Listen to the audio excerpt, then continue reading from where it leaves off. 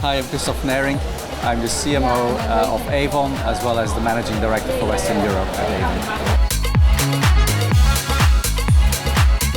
Yeah, there's probably about three main ones. The first one is, for people who don't know AVON, we're a B2B2C business. So we sell through about 5 million sales representatives in the world, and then they sell on to the end customer. And I would say the first challenge is actually modernizing that experience, because AVON is still a lot associated with the old door-to-door paper catalog selling model. And so the key thing that we are doing is actually transforming that business in a modern relationship selling business. For example, if I know which lipstick will look good on you, me as a representative can send you a little link to our digital brochure. You try it on our virtual try-on technology, say like, I like it, you click order and it's with you the next day. That is something we're already doing today, but very few people are actually aware of that. Same thing, we have representatives in the Philippines. They do a little TikTok video about a body lotion. The next day she stood at our warehouse asking for 6,000 body lotions to send to her customers. So that's the first challenge, really modernizing direct selling into a modern social selling environment. The second big priority is about reigniting the brand, because the brand has been underinvested in for about a decade. And so it's really putting a full funnel marketing campaign, both, some TV, but then also a good mid-funnel in terms of influencers, in terms of social media, and then a good performance marketing at the bottom of the funnel.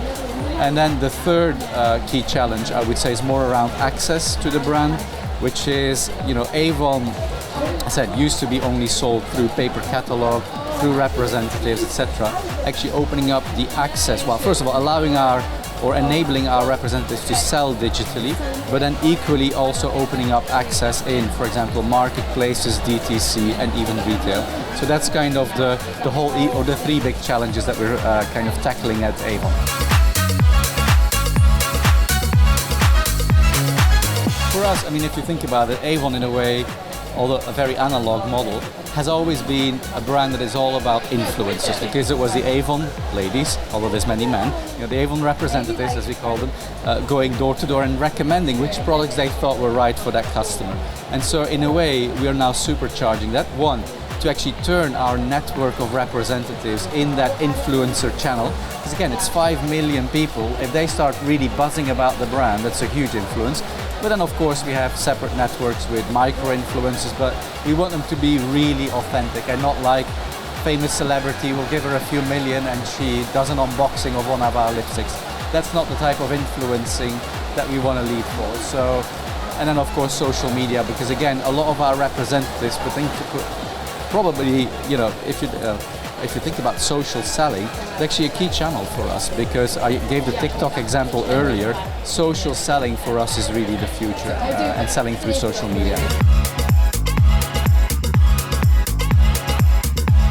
Yeah, I think, nobody ever won in a economically difficult environment by just hunkering down and stop spending.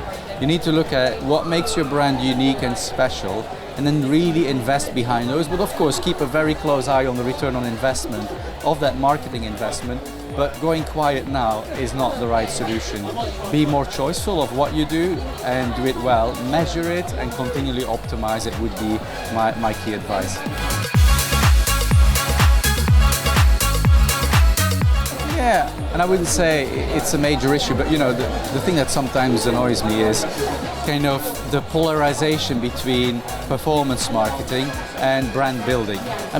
Ultimately it's about balance and doing both right, because if you're doing just performance marketing, you're not going to build a brand that will last years and years into the future.